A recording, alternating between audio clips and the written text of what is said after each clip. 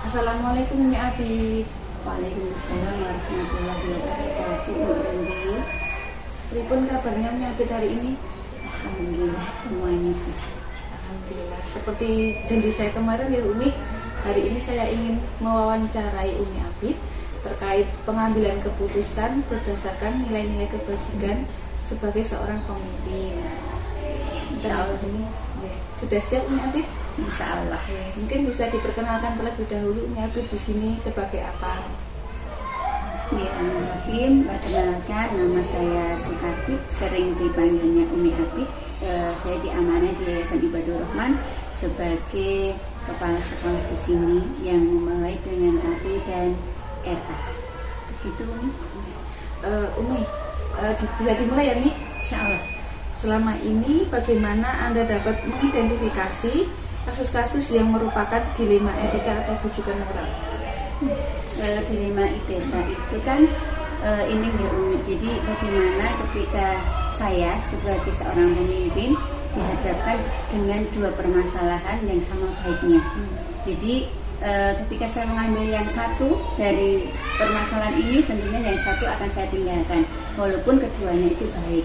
Tentunya tidak bisa jalan bersamaan ketika harus salah satu yang kita pilih. Nah seperti itu yang biasanya saya ambil adalah yang terbaik untuk sekolah. Misalkannya apa yang terpenting, yang lebih penting untuk sekolah untuk saat ini, seperti itu. Jadi Umi Abi mementingkan yang terbaik untuk sekolah, bukan untuk kepentingan pribadi gitu. Betul, insya Allah nanti untuk kebersamaan sekolah ini. Jadi Umi Abi mengidentifikasinya melalui berbagai pertimbangan dan Iya, insya Allah. Selama ini bagaimana Anda menjalankan pengambilan keputusan di sekolah Anda, terutama untuk kasus-kasus di mana Anda ada dua kepentingan yang sama-sama benar atau sama-sama mengandung nilai kebajikan? Biasanya saya melihat dari permasalahan itu apa permasalahannya dulu, terus nanti saya mengambil kira-kira siapa yang berkompetensi di sekolah ini. Misalkan seperti kemarin di Umi, kita mau memutuskan bahwa kita sudah tidak memakai buku penerbit lagi. Jadi waktu kita memakai buku penerbit enak banget nih. Jadi guru-guru itu hanya tinggal ngajar sesuai dengan buku. Ketika hari ini temanya apa, dia mencari buku itu, sudah kita mengajarkan. Seperti itu emang lebih efektif juga untuk waktunya, dari sisi waktunya, tapi itu efektif dari sisi waktunya. Tapi dari sisi kekreativitasan guru itu berkurang. Jadi kemarin ada dua opsi, jadi antara kita tetap memilih dengan memakai buku pegangan anak ataukah dengan pembelajaran yang harus Umi itu mencari sendiri. Jadi Umi harus, hari ini saya di sentra seni akan mengajarkan tentang berhitung. Bagaimana Umi itu harus membuat anak itu lebih senang dengan tentang berhitung itu dengan media yang dia buat sendiri. Jadi dengan sentra, jadi dengan metode sentra yang telah kami putuskan, itu membuat guru itu juga lebih kreatif lagi untuk membuat pembelajarannya, dan insya Allah anak juga lebih senang karena dia tidak terkait dengan buku lagi, seperti itu. Walaupun emang ada buku pegangan tapi tidak banyak, seperti itu.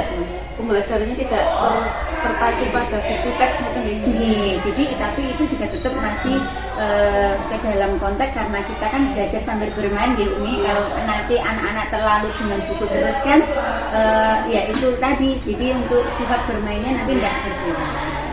Berarti tapi dalam pengambilan keputusan itu di sekolah ini melalui beberapa pertimbangan dari guru-guru yang lain. Iya, biasanya yang saya ambil tergantung dari permasalahannya Umi. Misalkan tadi kan berarti terkait dengan kurikulum, kurikulum sekolah. Berarti saya yang saya butuhkan adalah koordinator kurikulumnya dulu. Jadi PJ kurikulumnya itu yang saya minta pertimbangannya. Kemudian saya mengambil semua wali dulu karena dia juga yang harus mengadministrasikan dari administrasi yang dibutuhkan di kelas tersebut, seperti itu. Terus langkah-langkah bagaimana, seperti apa yang bisa Umi lakukan selama ini? Seperti yang saya atur tadi Umi, karena setiap permasalahannya kan tidak sama, dan di sekolah itu kan tentunya banyak sekali permasalahan yang akan kita hadapi. Jadi yang saya ambil ketika menghadapi permasalahan itu terkait dengan permasalahan apa yang sedang kita hadapi. Yang akan saya panggil duluan adalah yang berkompetensi di bidangnya. Jadi ketika tadi seperti kurikulum, berarti saya mengambil kurikulumnya. Ketika nanti permasalahan dari siswa, kan ada juga anak yang seperti ini kok anak ini belum bisa membaca dan lain sebagainya, berarti saya mengambil dari tim kesiswaannya, jadi untuk menyelesaikan dari permasalahan anak itu. Jadi nanti kita harus bekerjasama dengan pihak terkait, dan kalau untuk anak biasanya kami untuk sampai saat ini sudah bekerjasama dengan RSC, jadi psikolog puskesmas itu seperti itu. Berarti langkah-langkahnya itu disesuaikan dengan permasalahan yang ditemui Umi Apit. Jadi permasalahan yang ditemui itu apa, nanti kita, tapi setelah itu kita keluarkan di forum nih. Jadi tadi kan misalnya kurikulum tadi kita sudah sama koordinator kurikulum, sudah sama wali, kemudian kita membahas lagi di forum guru semuanya seperti itu. Kemudian hal-hal apa saja yang selama ini Umi Apit anggap efektif dalam pengambilan keputusan pada kasus dilema etika tersebut? Yang efektif emang itu tergantung juga dari permasalahan kita. Ya, yang penting adalah koordinasi kita dengan hal yang terkait. Jadi tentunya saya tidak bisa mengambil keputusan tersendiri, walaupun emang ada hak dari kepala sekolah itu ketika menemui permasalahan yang harus segera diselesaikan, itu boleh mengambil keputusan tersendiri, dan itu kadang juga saya ambil, tapi ketika itu masih bisa saya koordinasikan dengan teman, dengan yang berkaitan itu saya tetap akan mengkoordinasikan, karena ketika saya mengambil keputusan dengan ada yang dimintai pertimbangannya, insya Allah nanti ada kebaikan di sana. Jadi Mabit menganggap efektif itu jika bisa berkolaborasi, berkoordinasi dengan rekan guru yang lain gitu, saling memberi masukan gitu ya. Insya Allah seperti itu. Hal-hal apa saja yang selama ini merupakan tantangan dalam pengambilan keputusan pada kasus-kasus dilema etika? Tantangan setiap keputusan itu tetap ada ya, karena apalagi dengan banyak pemikiran di sekolah ini ada 18 guru, tentunya dengan perbedaan 18 pemikiran juga. Jadi tentunya ada juga beberapa yang mungkin kurang setuju dengan keputusan yang sudah saya ambil.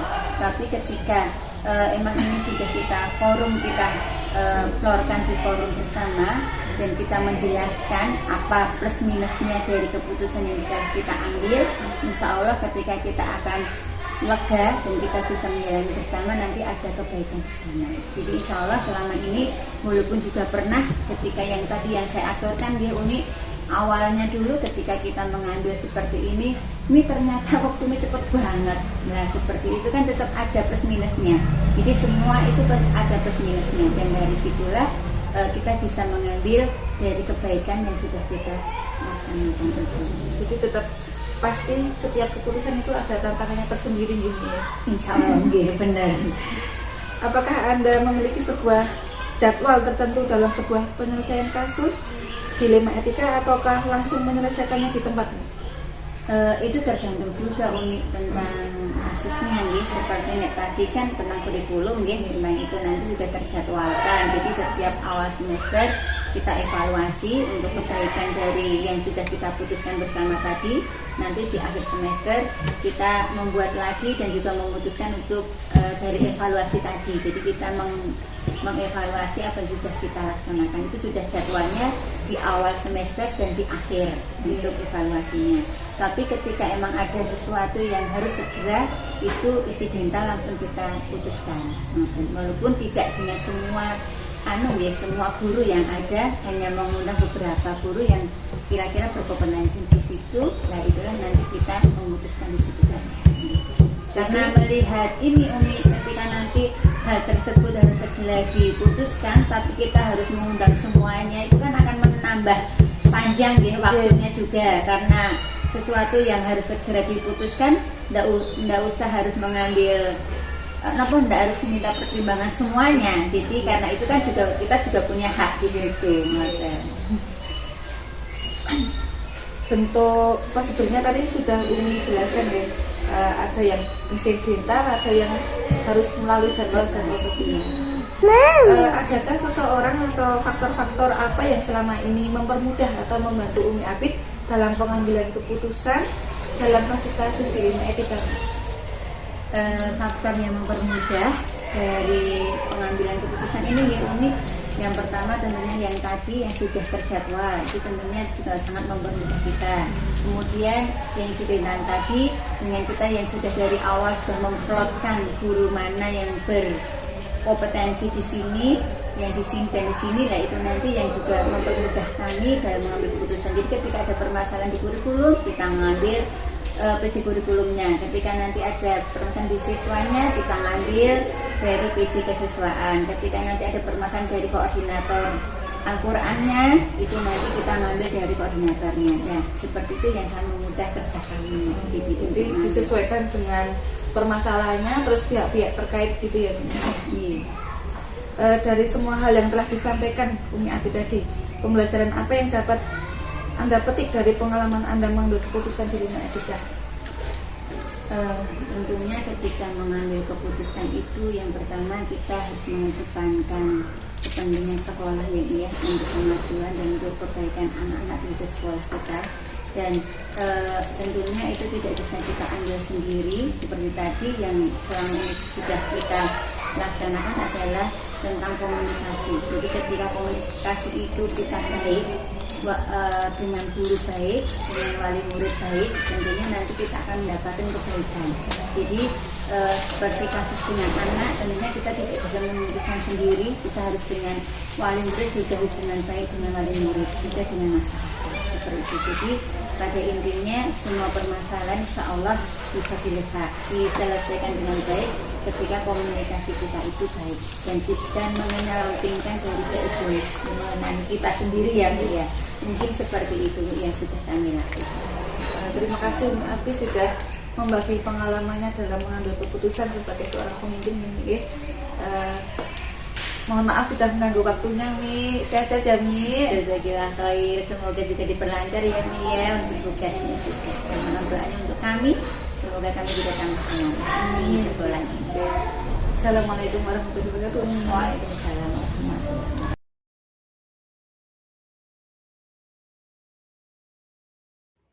Untuk pertanyaan yang pertama nih Pak, selama ini bagaimana Anda dapat mengidentifikasi kasus-kasus yang merupakan dilema etika atau bujukan moral? Ya, bismillah. Untuk yang pertama ya, dalam mengidentifikasi dilema moral, jadi kita akan mempunyai standar ya. Standar-standar di dalam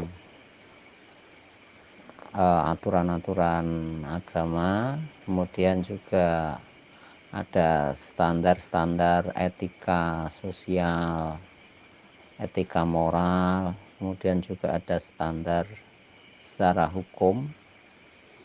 Kemudian tentu segalanya kita akan memetakan ya, ketika ada dua pilihan. Nah, karena itu sebuah dilema, ada dua pilihan, maka kita harus ada skala prioritas. Ya, skala prioritas mana yang kita menilainya jauh lebih penting, lebih disegerakan, maka tentu itu yang akan lebih kita perhatikan dengan tanpa tentunya mengenyampingkan dari satu halnya karena sama-sama baik begitu. Kemudian untuk yang bujukan moral, kembali lagi kita sebagai orang beriman kan mempunyai standar etika, kita secara ditinjau dari si agama, kemudian dari nilai-nilai sosial, dari nilai-nilai hukum ya. Nah, kita harus bisa mengendalikan diri. Artinya harus tetap bisa berpikir secara nalar, secara logika, mengendalikan nafsu kita, mengendalikan amarah kita.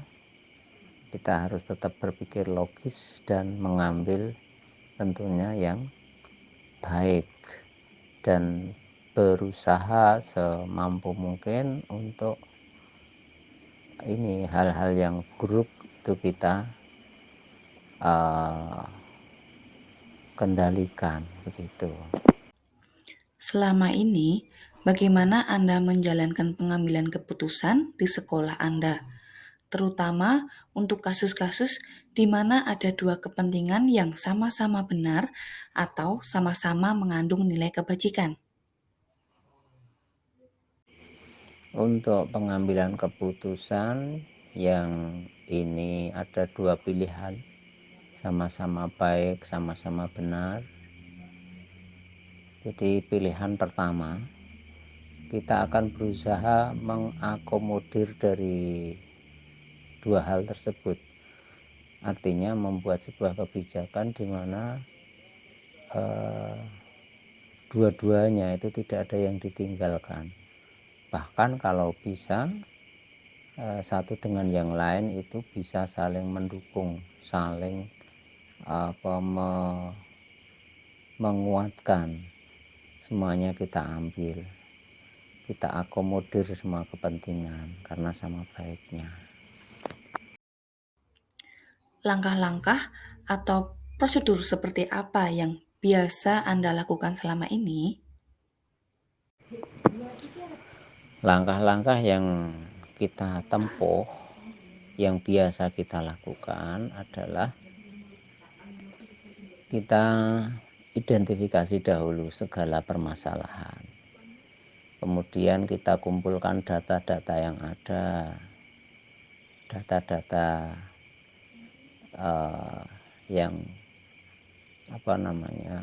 menguntungkan, kemudian data-data yang mungkin itu akan merugikan, kemudian sumber daya, kemudian peluang, kemudian tantangan, semua hal sumber daya, baik sumber daya manusia, sumber daya alam, sumber daya lingkungan, sumber daya sosial, sumber daya politik, sumber daya apapun itu semuanya coba kita inventaris, kemudian peluang-peluang dan lain sebagainya. Setelah itu kita baru berpikir secara logis. Kalau bisa memanfaatkan semua sumber daya untuk menuju kepentingan goal besar yang akan kita tuju begitu. Jadi tidak ada yang mengganggu kita punya tujuan besar apa yang ingin kita capai, yaitu semuanya mencoba kita pusatkan ke arah sana. Tentu kan sebagaimana kita sebuah sekolah itu mempunyai visi misi ya. Nah dari itu tentu semua potensi itu kita tujukan ke arah sana.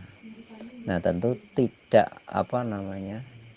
mengesampingkan kita punya pandangan dari hambatan-hambatan yang ada, tentu kita hindari. Begitu. Pertanyaan yang keempat, hal-hal apa saja yang selama ini Anda anggap efektif dalam pengambilan keputusan pada kasus-kasus dilema etika? Hal-hal yang kami anggap efektif ya untuk mengatasi hal-hal dilema etika itu kita mencoba mengakomodir semua kepentingan. Artinya tidak meninggalkan salah satu dari dua hal tersebut atau beberapa hal tersebut. Semuanya kita ambil dan justru kita akan menyatukan satu sama lain sehingga menjadi semakin lebih kuat, semakin lebih solid dalam satu bingkai besar, tentunya begitu. Kita buat sebuah bingkai besar yang bisa mewadahi dari semua kepentingan yang ada, yang tentunya pasti semuanya adalah baik. Hal-hal apa saja yang selama ini merupakan tantangan dalam pengambilan keputusan pada kasus-kasus dilema etika?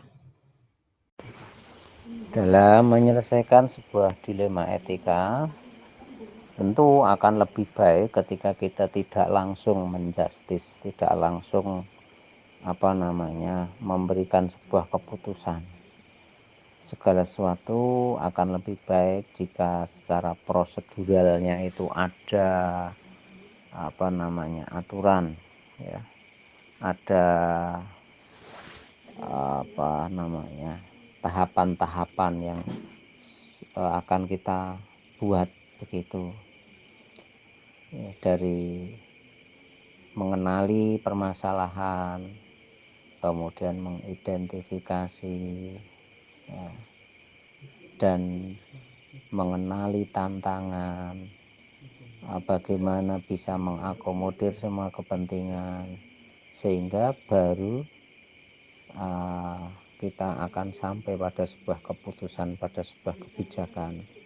Dan tentu prosedurnya itu kita buat tidak langsung sampai kepada atasan, ya. Umpamanya penyelesaian di tingkat dari yang paling rendah. Kalau di tingkat grassroots sudah bisa menyelesaikan, itu akan lebih baik. Umpamanya ada antar siswa, itu sudah bisa menyelesaikan sendiri. Nah, ini tentu itu sangat bijak sembari melatih anak-anak dalam mengambil sebuah keputusan. Kemudian kalau enggak selesai, ya mungkin dibawa di tingkat dewan guru. Di tingkat dewan guru sudah bisa menyelesaikan dan bisa mengambil kebijakan yang baik, ya sudah kita selesaikan, artinya itu sudah menjadi final, ya, sembari melatih guru-guru dalam mengambil kebijakan. Guru nggak selesai, mungkin di tingkat perwalian, ya. Wali sudah bisa menyelesaikan, oke, sudah selesai. Wali nggak bisa selesai, mungkin di tingkat waka. Waka sudah bisa mengambil keputusan dengan baik, sudah selesai, oke, bagus. Waka tidak selesai, baru nanti pada kepala sekolah. Kepala sekolah nggak selesai, mungkin nanti ke tingkat yayasan atau dinas, gitu. Jadi ada tahapan atau prosedural. Apakah Anda memiliki sebuah jadwal tertentu dalam sebuah penyelesaian kasus dilema etika? Apakah Anda langsung menyelesaikan di tempat atau memiliki sebuah jadwal untuk menyelesaikannya? Bentuk atau prosedur seperti apa yang Anda jalankan? Dalam penyelesaian kasus-kasus dilema etika, tentu kita membutuhkan, ya, orang-orang lain yang kita anggap bisa menyelesaikan, ikut membantu menyelesaikan dilema tersebut. Kita perlu nasihat, artinya saran, tidak hanya dari satu kepala, ya. Setiap manusia itu mempunyai titik butanya, ya. Artinya ada sesuatu yang di situ kita tidak menguasai, maka disitulah kita perlu membutuhkan orang-orang untuk memberikan pertimbangan kepada kita. Ya, tentu ini akan lebih baik dalam mencari siapa yang akan kita jadikan pertimbangan adalah orang-orang yang memang menguasai pada masalah tersebut. Jadi tidak pakem hanya orang tersebut, ya. Tentu di satu masalah dia paham tentang ini, tapi di masalah yang lain seseorang tersebut kurang paham, tentu kita membutuhkan orang yang lebih paham. Jadi memang lebih kepada ahlinya. Kita bisa meminta pertimbangan, selain juga meminta pertimbangan semakin banyak orang itu juga semakin baik. Melibatkan guru-guru, ya, semua guru dimintai pendapat dan seterusnya, ya, tapi tentu tidak semua kasus, ya. Ada kasus-kasus tertentu yang sebaiknya memang itu menjadi rahasia, artinya tidak elok ketika ketahui oleh banyak orang kayak begitu. Maka kita pun harus meminimalisir penyebarannya. Nah, berita tersebut kita walaupun butuh pertimbangan, tapi adalah pertimbangan orang-orang yang memang kita perkirakan bisa membantu begitu. Untuk yang kurang bisa membantu bisa kita minimalisir. Ini untuk perkara-perkara tertentu. Untuk perkara-perkara yang baik tentu semakin banyak pertimbangan akan semakin baik begitu. Adakah seseorang atau faktor-faktor apa yang selama ini mempermudah atau membantu Anda dalam pengambilan keputusan dalam kasus-kasus dilema etika? Kalau faktor yang membantu untuk penyelesaian dilema etika, ya tentu data, ya. Seluas-luasnya data kita cari, untung rugi, tantangan, peluang, hambatan, ya, semuanya kita pelajari sehingga kita bisa memutuskan perkara tersebut dengan tepat. Ustadz, untuk dari semua hal yang telah disampaikan tadi, pembelajaran apa yang dapat Anda petik dari pengalaman Anda mengambil keputusan dilema etika? Pelajaran yang cukup berharga mungkin, ya, bagaimana kita dalam mengambil kebijakan dalam kasus dilema etika. Ya, kita harus berhati-hati, artinya harus sebijak mungkin, banyak pertimbangan, banyak data yang harus kita pertimbangkan sehingga kita tidak dengan mudah atau mungkin bahkan emosional gitu, ya, dalam mengambil keputusan. Ini harus kita hindari, harus berpikir jernih, logis, dan dipertimbangkan, kemudian juga meminta pendapat, saran juga dari orang-orang yang kredibel, orang-orang yang menguasai permasalahannya,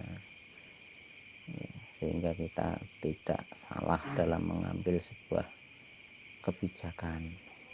Kemudian juga secara prosedural,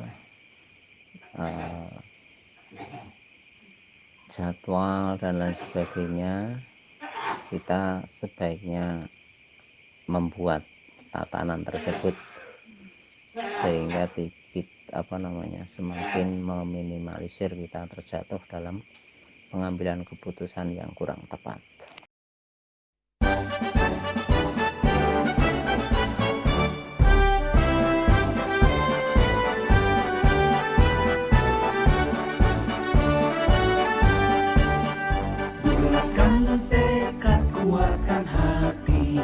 Negeri ini memanggilmu kawan, belajar bergerak berbagi untuk negeri, guru penggerak majukan pendidikan, guru penggerak menghamba pada murid, kreatif rancang pembelajaran, hargai potensi tingkatkan prestasi, lahirkan profil pelajar Pancasila. Belajar bergerak berbagi untuk negeri, kita menjalin kolaborasi.